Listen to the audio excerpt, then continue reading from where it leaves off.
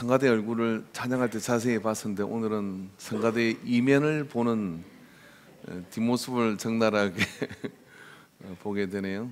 자, 교회는 그리스도의 신부이고 또 예수님은 교회의 신랑이 되죠. 오늘 중요한 분들을 소개하려고 합니다. 신랑과 신부를 보는 것은 언제나 우리의 가슴을 설레게 하고 또 기쁨이 되고 교회 예배와 아주 적합한 그런 은혜인 것 같습니다. 어제 결혼한 따끈따끈한 최오진 군과 성정아 자매를 소개하려고 합니다. 아마 어제 신랑 예식장에서 봤겠지만 목소리도 우렁차고 이제 하루가 지났고 또 이제 날들을 살아가게 될 건데 계속해서 쭉 행복한 여러분의 실패를 경험하지 않는 그런 위험스럽지만 단단하게 복음을 들고 잘 살아가고 승리하기를 축복하는 의미에서 자리에 한번 일어나 주시겠습니까? 한번 뒤를 돌아보시는 분도 괜찮고 박수 한번 쳐주시기 바랍니다. 하나님께 영광입니다. 예, 앉아주세요. 예, 그리고 어제 신혼여행을 바로 가지 않고 예배를 드리고 가겠다는 그런 은혜가 하나님의 특별한 은총이 함께하는 그런 이유가 될 것 같습니다. 앞으로도 계속 전통적으로 토요일날 결혼하시는 분들은 예배를 드리고 신혼여행을 가는 그런 갈래가 되기를 바랍니다. 아마 하나님도 큰 감동을 받으셨을 것 같아요. 받으신 것을 믿습니다. 여러분, 어제 지난주 우리는 다윗이 하나님을 감동시킨 그런 이야기들을 같이 나눴어요. 그런 사람이 드물죠. 정말 하나님 시키신 일을 하기만 해도 굉장히 감동되는 사람입니다. 그런데 말입니다, 다윗은 하나님이 생각하지 않은 부분을 파고들어서 하나님이 계획하지 않은 부분들을 가지고 하나님을 감동시키는 사람이었어요. 그런 감동에 하나님께서는 반응을 보이셨고 어마어마한 복을 약속해 주시고 다윗 생애 동안에 낱낱이 그런 것들을 다 지키셨습니다. 그런 다윗이 하나님의 그런 백지수표를 받고 보인 반응은 뜻밖의 반응이었습니다. 그것은 다윗이 왕이 여호와 앞에 들어가 앉아서 이르되 여호와 하나님이여 나는 누구이오며 내 집은 무엇이기에 나에게 이에 이르게 하셨나이까? 라고 자기의 그 받은 하나님의 감동에 그런 복을 받고 난 뒤에 다윗이 보인 반응은 이것이었습니다. 제가 그랬지요. 그런 사람이었지요. 그리고 그런 것을 당연히 누릴 수 있는 사람이지요라가 아니라 도대체 내가 뭘 했다고 하나님이 나한테 이렇게 감당하지 어렵고 주체 못할 일들을 제게 약속을 해 주십니까? 하는 것이 다윗이 보인 반응이에요. 그럴 땐 하나님께서 말입니다. 정말 내가 감동을 받아 복을 줄 만한 사람이다 라고 생각하시고 더 큰 언약과 더 큰 하나님의 역사를 그의 생애 가운데 보여주셨어요. 여러분, 다윗이 하나님께 하려고 했던 것과 비교할 수 없는 것을 받은 것을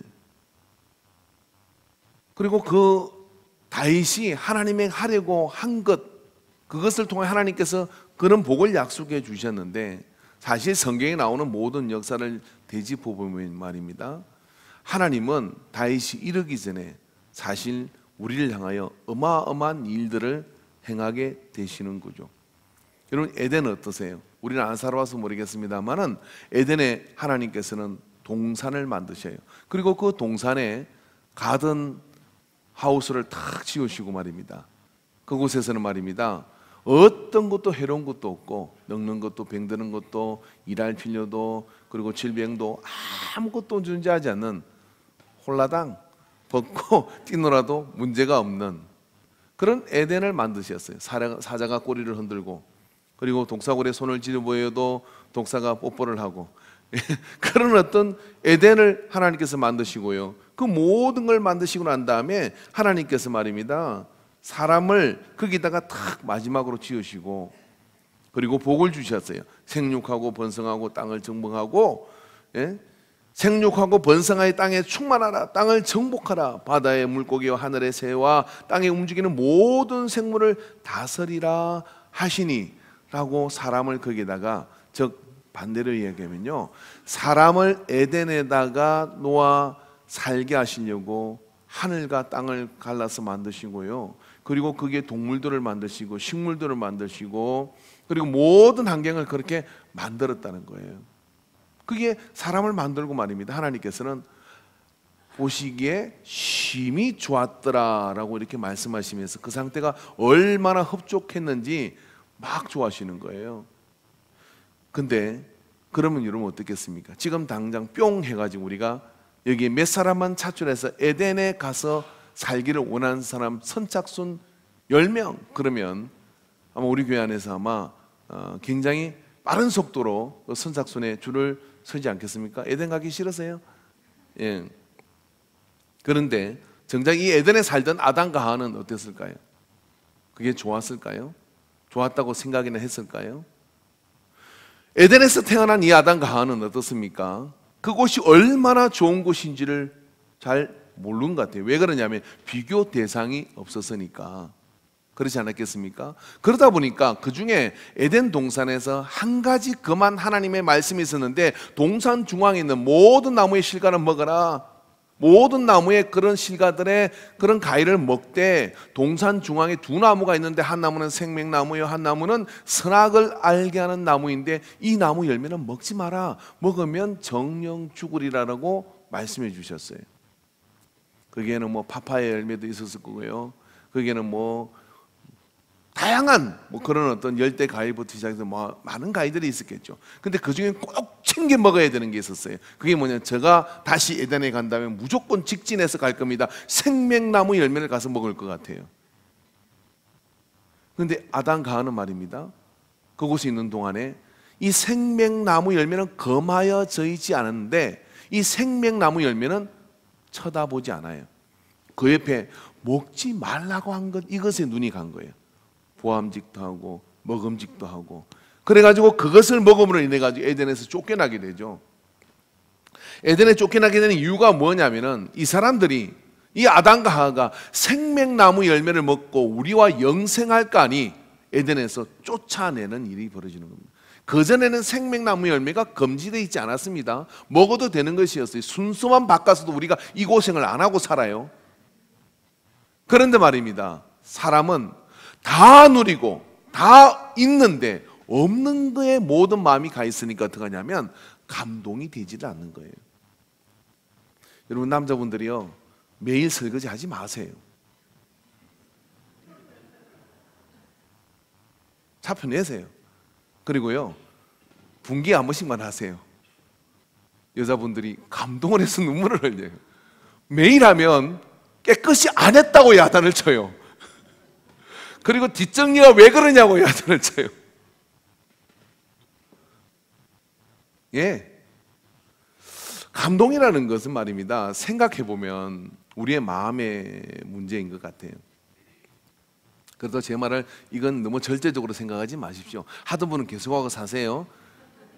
막 안 하면 또 쫓겨날 줄도 모르니까.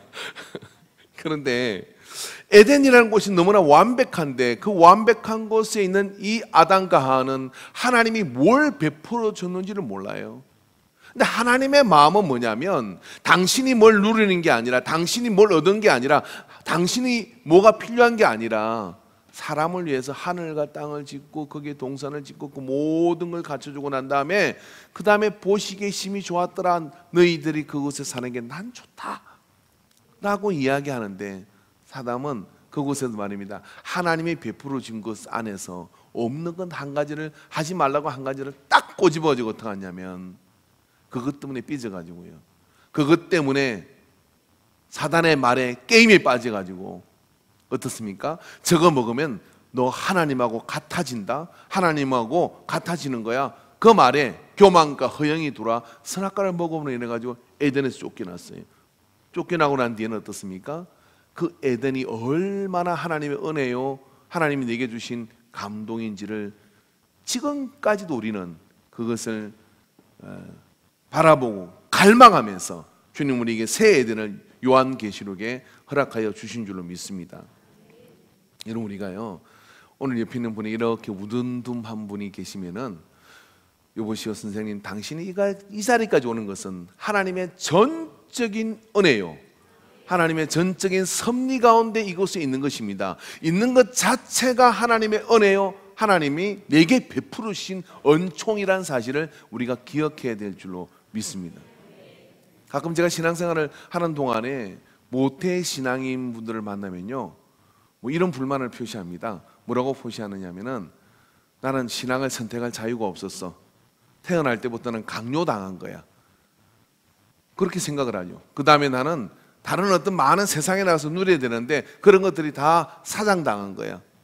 근데 모태 신앙이 아니라 집에 반대를 무릅쓰고 그런 핍박 가운데 예수를 믿는 그런 분을 보면은요, 모태 신앙인 분들이 너무 감사해요. 교회 가라고 헌금을 손에 쥐어주죠. 이 친구는요 자기가 용돈을 전략해서 안목을 꾹 참고 헌금을 해야 돼요. 그리고 교회 가면 잘한다고 박수를 쳐주죠.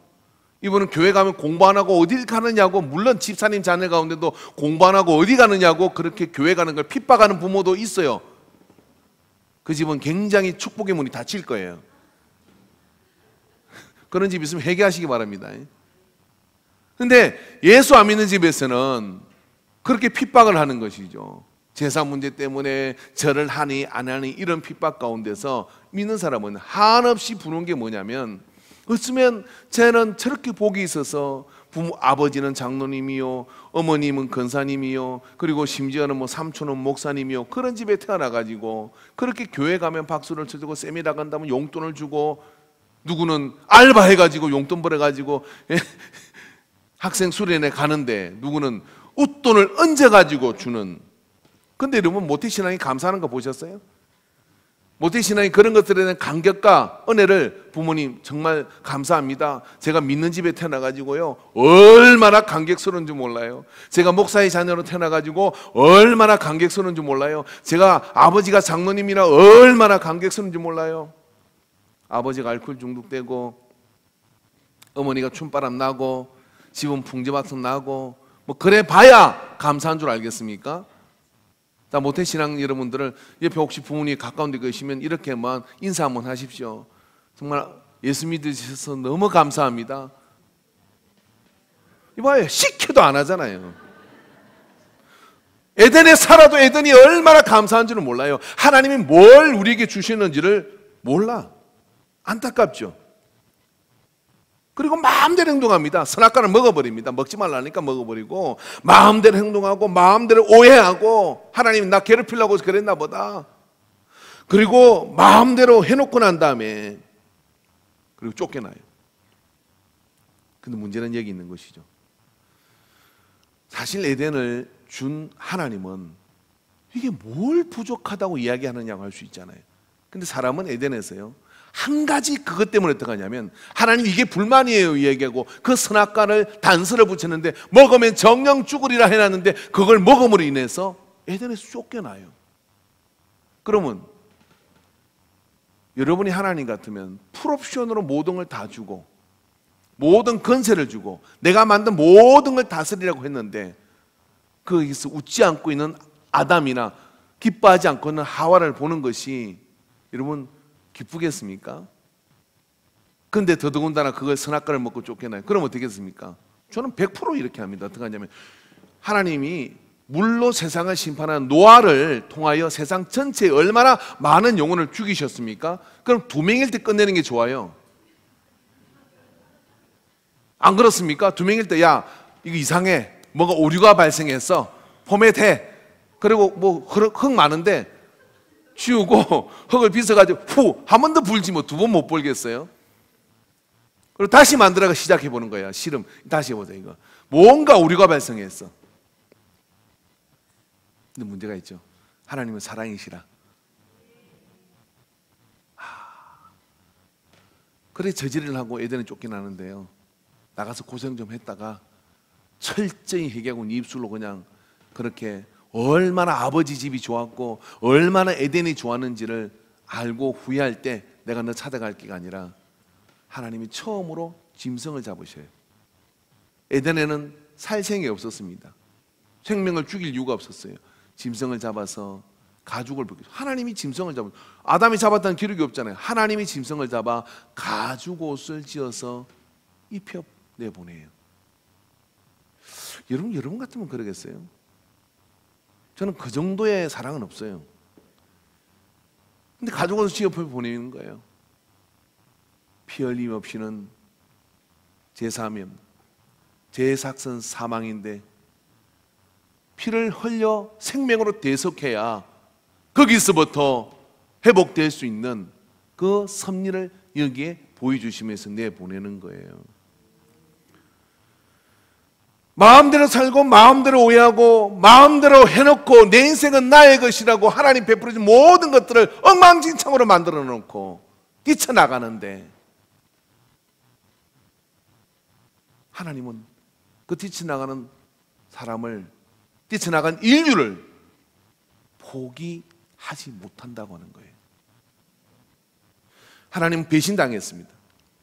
전부를 주고 배신을 당한 거예요. 배신이 참 어려워요, 여러분. 저도 목회하다 보니까 배신 당할 때가 많이 있거든요. 그 배신 당하다 생각한 게 뭐냐면, 내가 너한테 배신 당한 것보다요, 제가 하나님을 배신한 게 더 많더라고. 그래서 입 다물게 됐어요. 나 배신자구나. 요한복음 3장 16절에 하나님이 세상을 이처럼 사랑하사 독생자를 주셨으니 이는 그를 믿는 자마다 멸망하지 않고 영생을 얻게 하려면. 다 같이 한번 읽어봅시다. 시작. 하나님이 세상을 이처럼 사랑하사 독생자를 주셨으니 이는 그를 믿는 자마다 멸망하지 않고 영생을 얻게 하려 하심이라. 전부를 다 준 겁니다. 아끼지 않고 전부를 다 줬는데 배신을 해요.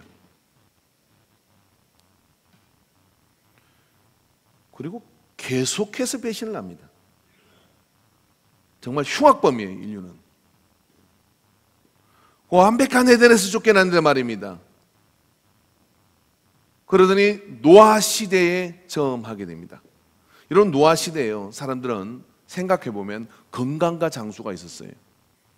노아가 창세기 7장 5절에 보니까요, 노아가 여호와께서 자기에게 명하신 대로 다 준행하였더라. 홍수가 땅에 있을 때 노아가 600세라 그랬어요. 그 당시 평균 연령 600, 700을 살았어요. 그러니까 여러분, 그 당시 노아 시대는요, 어떤 시대냐면 지금의 현대 질병이 하나도 없던 시대예요.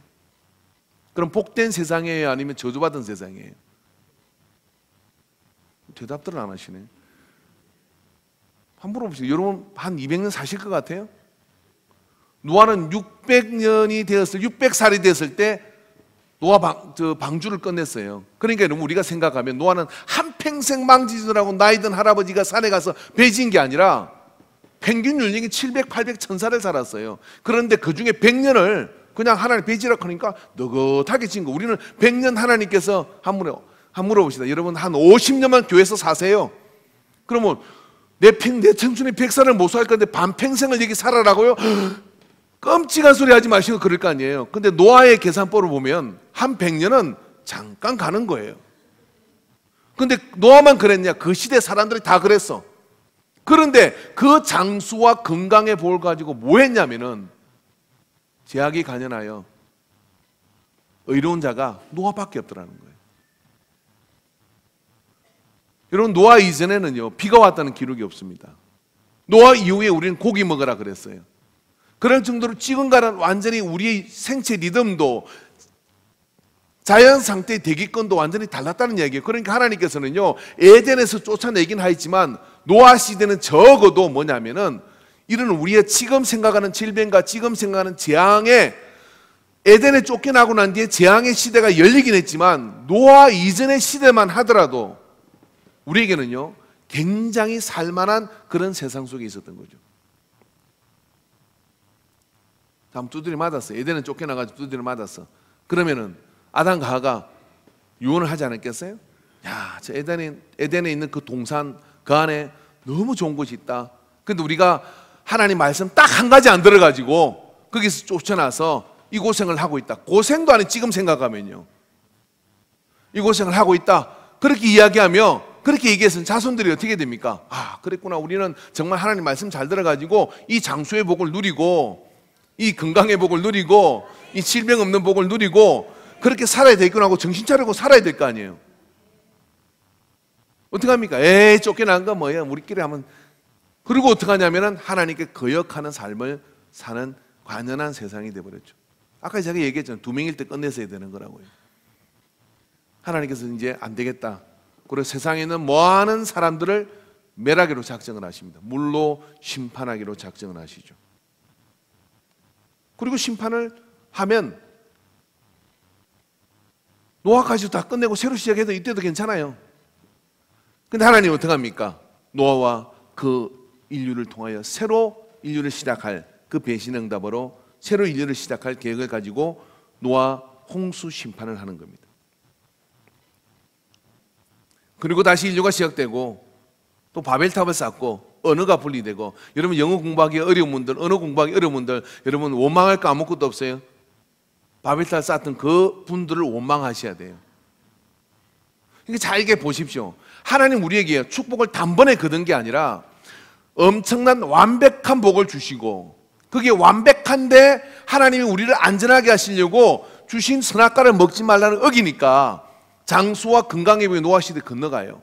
그리고 그 뒤에 또 하나님께 거역해서 힘 모아가지고 바벨탑을 쌓아서 하나님께 다 모정하니까 언어를 흩어버려요. 그런 일이 계속해서 일어나는 거예요. 어디로 갈 것 같습니까? 이게 어디로 갈 것 같습니까? 결국 인류의 역사는 뭐냐면 배신의 역사입니다. 이 배신을 어떻게 할까요?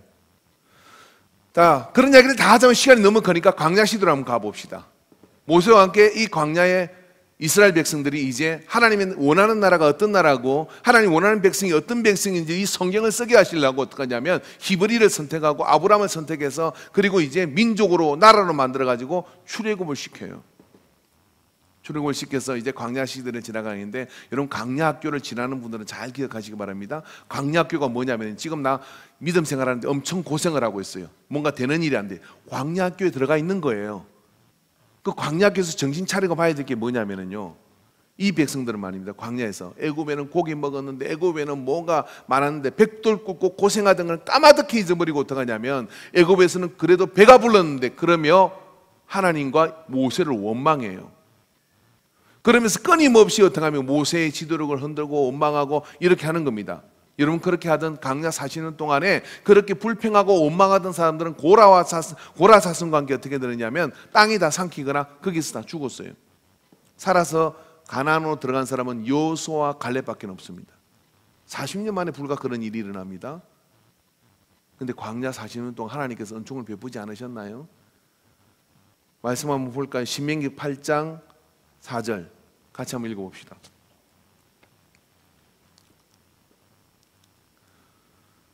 시작.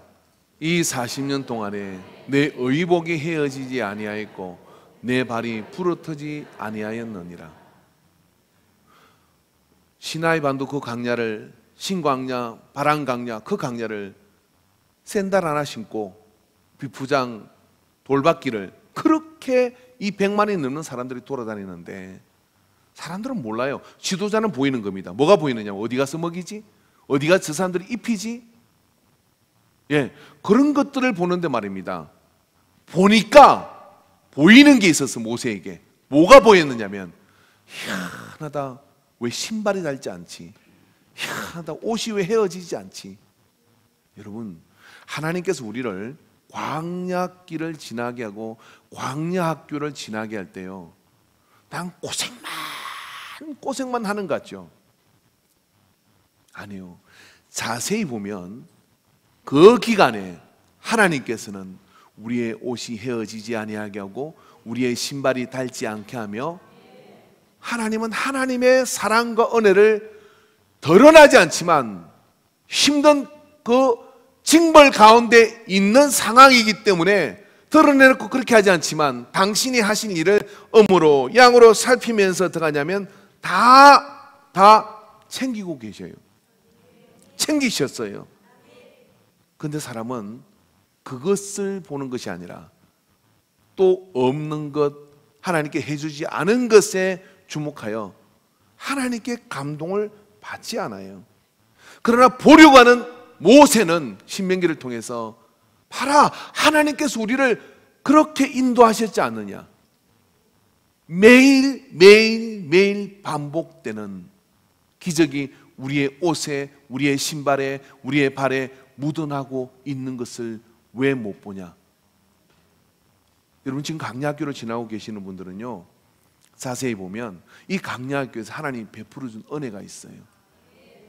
내가 힘들고 어려운 그 고달픈 그 길을 지날 때 아이고 이 고생 언제 끝나나 그러지만, 자세히 보면요, 그러기에 받은 은혜가, 그러기에 하나님의 만지신 사랑과 그 은혜가 우리에게 있는 거예요.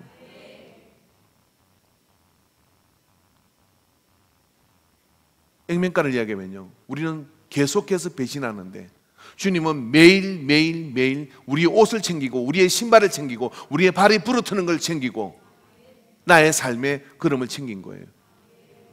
여러분, 우리가 예배 오는 동안에도 차가 중앙선을 넘어서 여러분에게 돌격하면 예배 못 오는 거잖아요. 그런 사람이 여러분 없었겠습니까? 나는 모르지만 그 앞에 수많은 위협 속에 하나님께서는 그들의 정신을 차리게 만들고 그 길을 방해하지 만들고 인도하여 이 자리에 있는 거예요. 한번 그런 것들을 생각해 보세요. 그리고 한번 이렇게 생각해 보세요. 내가 그런 보호를 받을 만한 행위를 한 자인가?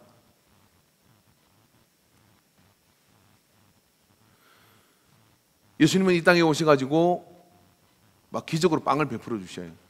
그리고 예수님 이 땅에 오셔가지고 무리를 막 걸으십니다. 병자를 고쳐주십니다. 그죠? 오늘 뭐 아멘할 분위기가 아닌가 봐요. 그래도 어쩔 수 없어요. 그리고 막 예루살렘 들어가니까 호산나 주의 이름으로 오시네요. 막 옷을 벗어가 깔면서 막 춤을 춥니다. 불과 며칠이 못 돼요. 십자가에 못 박아라라고 이야기를 합니다.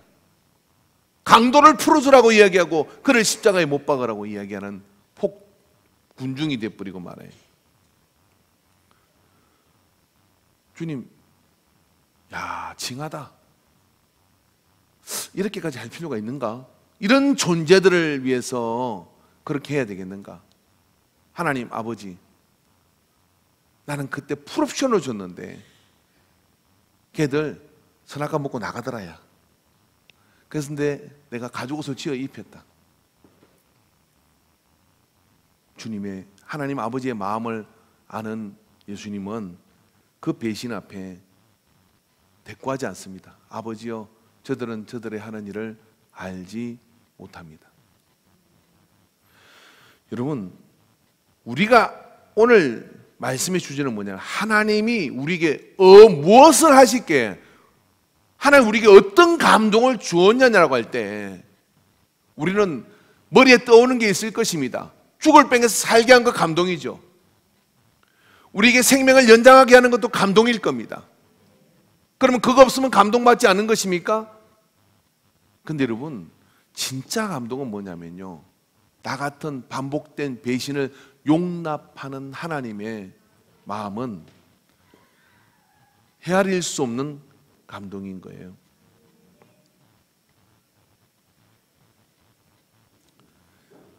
반복적인 배신, 그 앞에 어떻게 다시 나갈 수 있겠습니까? 고집쟁이 하나님입니다. 끝까지 사랑합니다. 포기하지 않습니다. 그래서 요한복음 10장 28절에 내가 그들에게 영생을 주노니 영원히 멸망하지 아니할 것이요 또 그들을 내 손에서 빼앗을 자가 없느니라. 따라합시다. 내 손에서 빼앗을 자가 없느니라. 고집쟁이 하나님이셔요.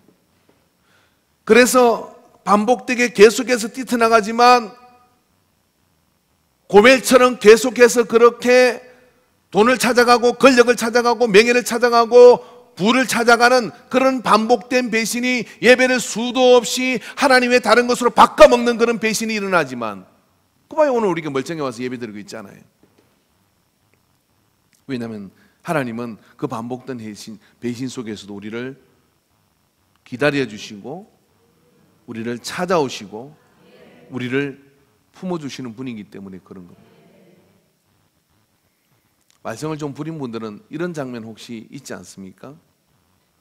엄마 속을 시큰 썩이고 그리고 막 사고치고 집에 들어가면 맞을 것 같고 너무 힘든 상황이 발생을 했어요.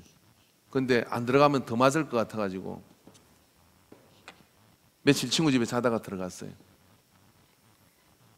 그런데 엄마가 너 왜 집구석에 기 들어왔냐? 그래 몽둥이 들고 쫓아오는 게 아니라 밥은 먹고 다니니? 밥 먹자. 그리고 식탁 앞에 된장국 끓여서 엄마와 밥을 먹는데 아들의 가슴이 쿵 한 거죠. 차라리 한 대 때렸으면 속이 시원하겠는데 맞으면 그냥 맞은 걸로 때우겠는데 밥은 먹고 다니니? 밥 먹자. 옆 사람한테 한번 해보십시오. 밥 먹자.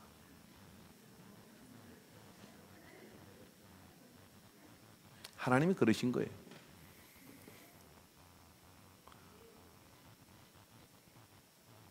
아담과 하와가 배신을 했습니까? 광야 시대에 그 백성들이 배신을 했습니까? 노아 시대의 사람들이 배신을 한 겁니까? 여러분은 괜찮으세요? 내가 배신한 건 아닙니까? 그런데 주님이 이러셔요. 밥 먹자. 베드로가 고개를 설레설레 저으며 저주하며 나는 저딴 인간을 알지 못합니다. 주는 그리스도의 살아계신 하나님의 아들이니이다. 바요나 시모나 이것을 알게 한 것은 너희 헬육이 아니라 하늘에 계신 너희 아버지시니라. 베드로 어깨 힘들어갔어요. 우와.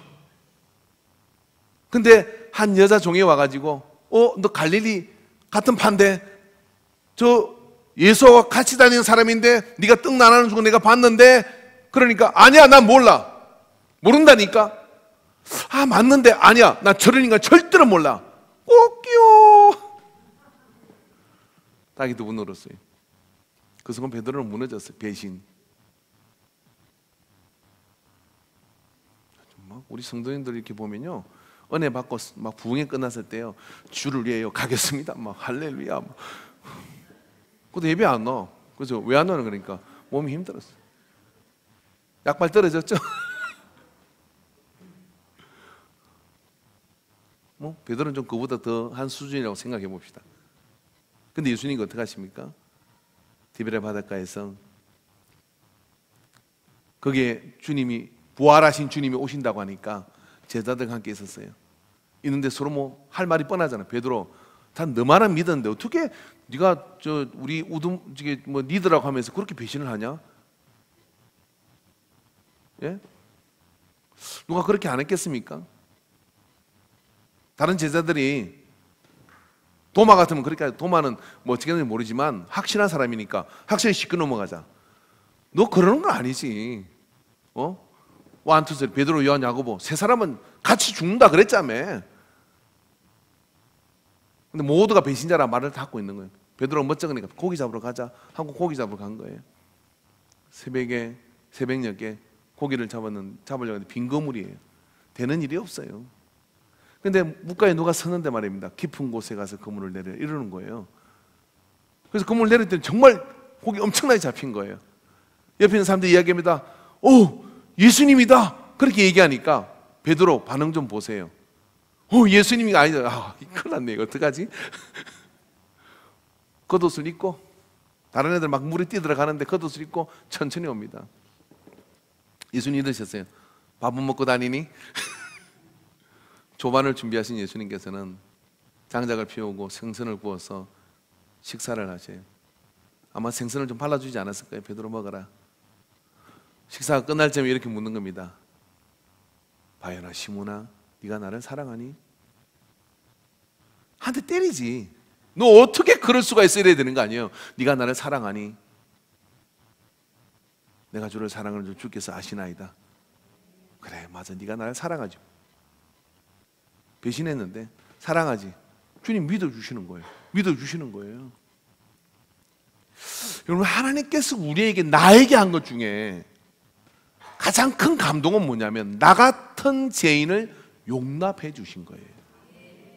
나 같은 죄인이 용납되어진 감동을 받은 사람은 다른 것에 기대가 없습니다. 뭘 해줬거나 안 해줬거나 심지어는 심각한 질병에 걸려서 소천을 하는 그런 상황 속에서도 말입니다, 이제까지 주님이 나를 인도해 주시고 내 죄를 사하 주시고 나를 용납해 주신 그 열린 천국문을 향하여 들어가는 공손함과 겸손함과 감격스러움을 가지고 가요.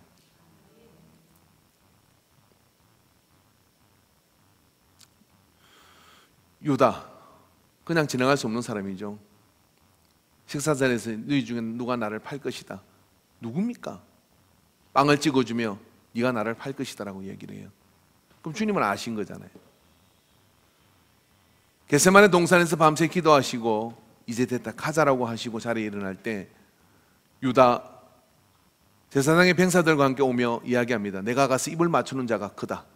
어두운 밤에 누가 예수인지 모르잖아요. 전격 체포를 해야 되는데 유다가 다가가서 이야기합니다. 주님을 보고 입을 맞춰요. 유대인의 인사법이죠. 입을 맞출 때 주님은 뭐라고 합니까? 걷기야 내가 너 나 판다 했는데 이 자리까지 오냐? 가 아니라 친구여 너의 일을 행하라 라고 친구라고 부르시죠. 예수님은 유다가 배신하는 그 배신에 주목하지 않았어요. 하나님은 아담과 하와가 선악과를 따먹은 그 배신에 주목하고 거기에 머물러 계신 것이 아니라 어떻게 회복할 것이냐에 초점이 가 있는 거죠. 주님이 친구라고 부르신 이유는 유다 너 친구인데 나를 배신하니가 아니에요. 네가 나를 배신하지만 나는 여전히 너를 친구로 생각하니 네 행위가 반성되어지거나 네 행위가 돌이켜질 때 와라 내게로 라고 하는 주님의 마지막 희망의 손내밈이 아니겠습니까? 그래서 여러분, 하나님은 언제나 우리의 배신 앞에 하나님은 기다리시고 우리를 향하여 더 큰 사랑으로 다가오신 것을 기억하십시오. 이것이 우리가 살아있는 이유이고요, 이것이 우리 같은 죄인을 주님이 용납하는 이유입니다.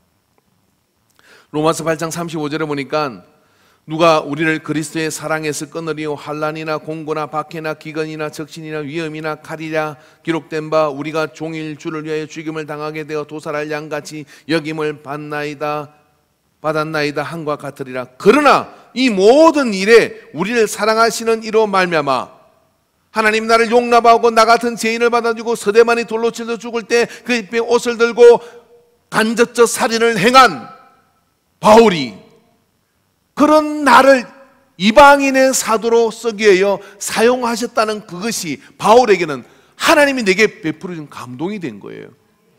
그 감동을 받고 나니까 그 어떤 것이라도 나는 주님을 더 이상 배신할 수 없다.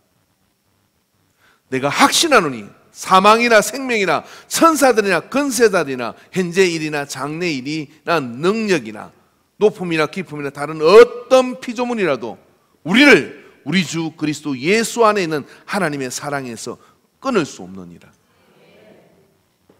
나를 용납하고 나를 기다리신 주님을 만난 바울은 결단합니다. 어떤 것도, 심지어는 천사라 할지라도 하나님을 향한 그 사랑을 끊을 것이 없다라고 얘기를 해요.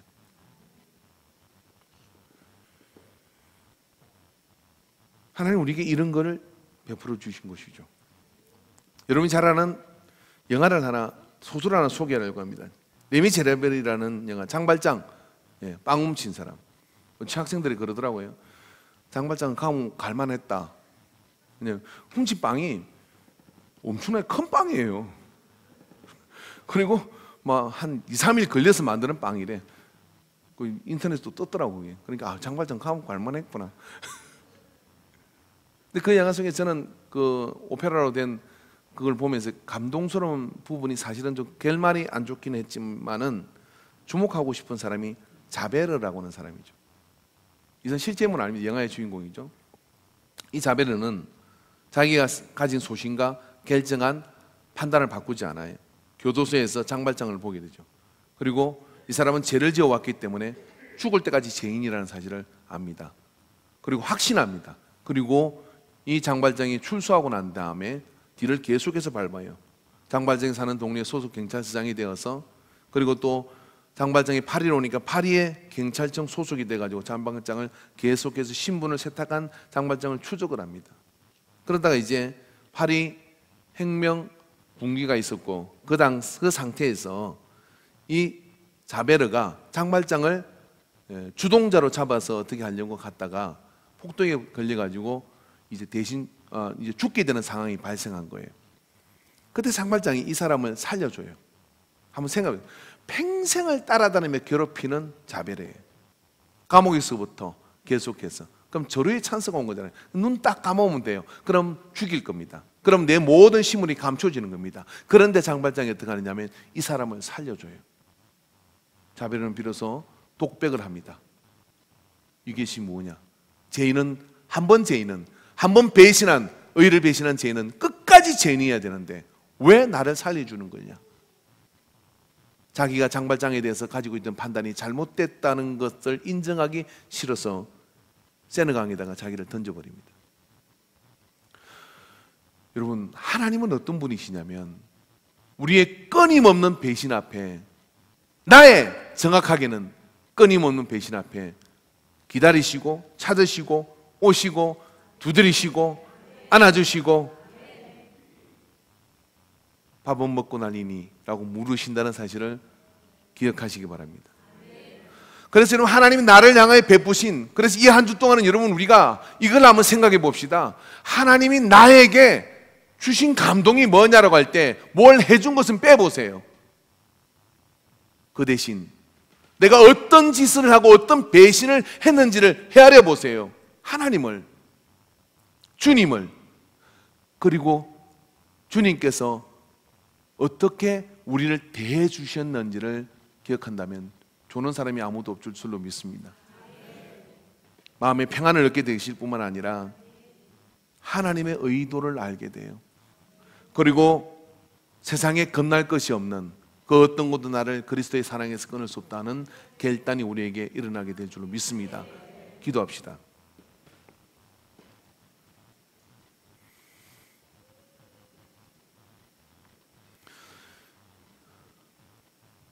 인류의 역사는 배신의 역사였습니다. 하나님의 역사는 기다리고 사랑하고 보내시어 급기야 하나님의 사랑 안에 돌아오게 하는 역사였습니다.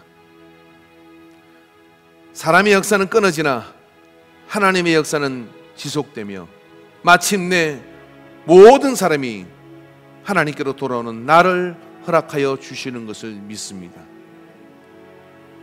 하나님이 우리에게 베풀어 주신 것을 감동으로 느끼지 못하는 죽은 가슴에 하나님의 감동을 회복하는 은혜가 임하게 하여 주시옵소서. 하나님, 우리에게 용납한 그 많은 것들을 헤아리지 아니하고 없는 것에 주목했던 죄를 회개하게 하여 주시옵소서. 그래야 하나님 아버지가 내게 기다려주시고 용납하신 그 은혜 속에 이제는 서서 더 이상의 배신을 용납하지 아니하고 믿음의 결단을 보이게 하여 주시옵소서. 하나님이 기뻐하는 일을, 아버지가 기뻐하는 일을 주님 따라 행하고 가는 우리가 되게 하소서. 예수님의 이름으로 기도합니다. 아멘. 이 시간은 우리가 성찬 앞으로 다 같이 나오도록 하겠습니다.